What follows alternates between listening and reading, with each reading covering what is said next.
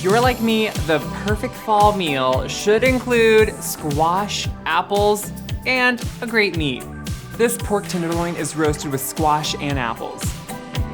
You dice up the squash and get them roasting. Make a quick spice blend that you sprinkle all over some pork tenderloin, sear it off, dice up some apples, and then finish everything with the roasted squash. In the oven in under an hour. This is one of my favorite fall meals, and it's soon to be yours.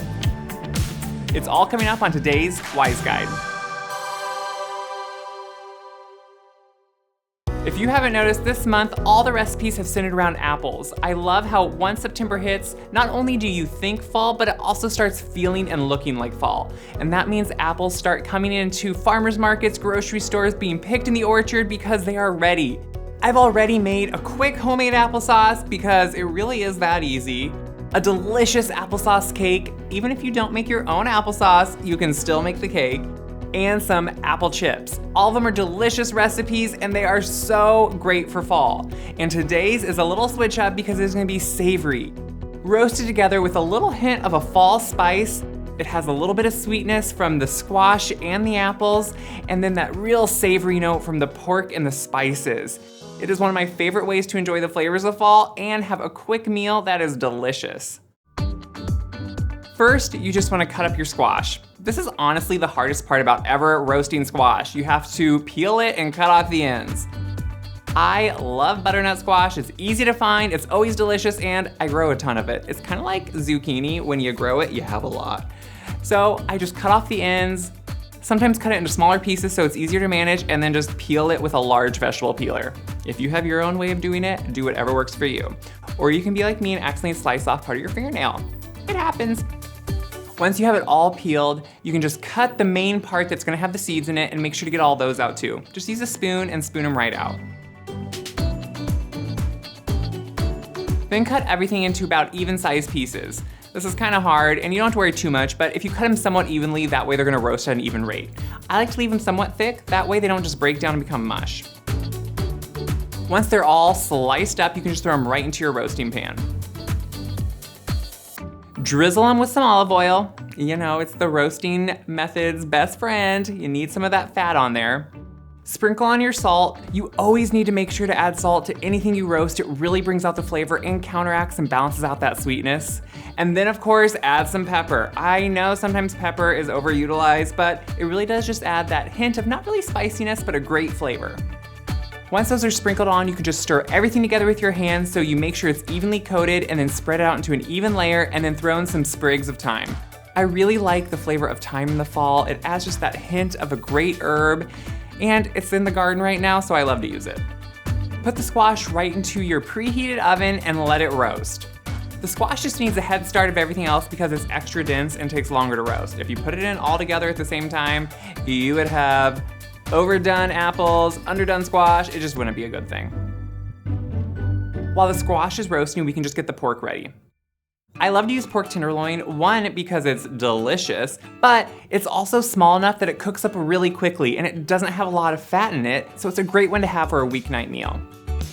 For a quick spice blend for the pork, I just like to put together some salt, black pepper, garlic powder, onion powder, and a little bit of cinnamon. I know, you're gonna think that cinnamon is kind of odd. We're not overpowering it with cinnamon, we're just adding enough that you get a little bit of that hint of that warm fall spice, and it really does just blend well together with everything. Mix the spices together and then evenly sprinkle them over the pork.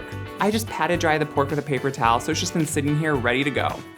Sprinkle them on all sides, pat the spice blend in, make sure it's all getting coated, and then heat up a skillet over medium-high heat with a couple tablespoons of olive oil. When the olive oil begins to shimmer and you know it's hot, you can just start searing your meat. Put both in and then leave them for a couple minutes on each side, probably about 4 turns, until they're really well browned.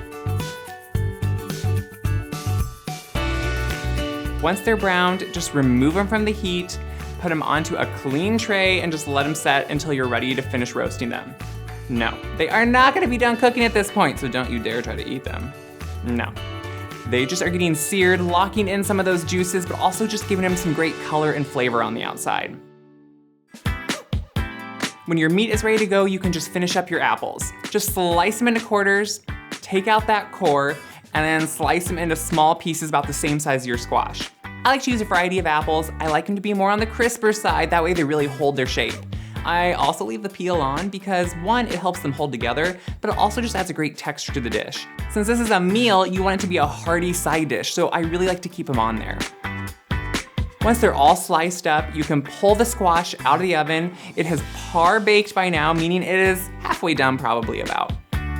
Throw in all the apples, stir them together with that squash, put them out into an even layer, and then just put your 2 pork tenderloins right on top.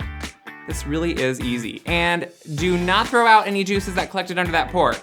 I know some people are gonna think, oh, it looks like blood, it's so gross. No, it's delicious pork flavor and should be added to the dish. Pour it in and don't think about it. Put it all right back into the oven, and in about 15 to 20 minutes, you are gonna have perfectly roasted pork and squash and apples to go with it.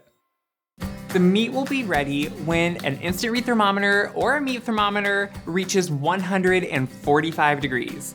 Pork needs to be at 145 to make sure it's done. At this point, you can remove it from the oven and set it aside. While it's resting, we can make a quick pan sauce. If you notice, your skillet from searing the pork is pretty dark and has a lot of brown bits on the bottom.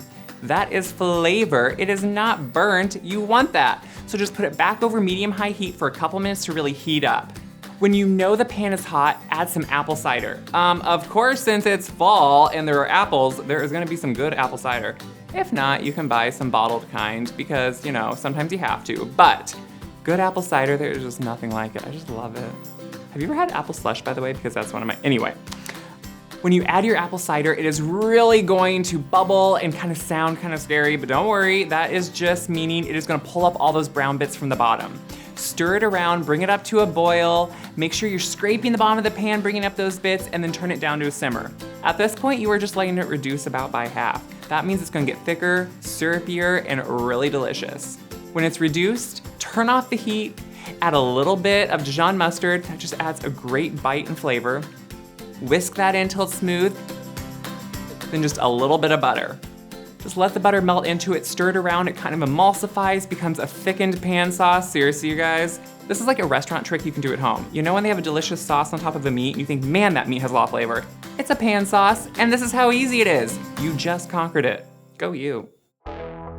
Pour that pan sauce over the meat, slice it up, and serve it. A little bit of apples and squash, some medallions, which is just when you cut the pork tenderloin, they become little medallions. Now you know. And you are ready to go. This is a great fall dish. Your family's gonna love it. It looks like it took you hours to do, but honestly, it couldn't be simpler. You can do it on a weeknight, you can do it on a weekend, but I know you're gonna love it. If you agree and love this recipe as much as I do, make sure to like, share, subscribe all over the place, because everyone needs to know how good this is. And for the recipe, go to the description box. And until next time, get out there and enjoy some of that fall weather.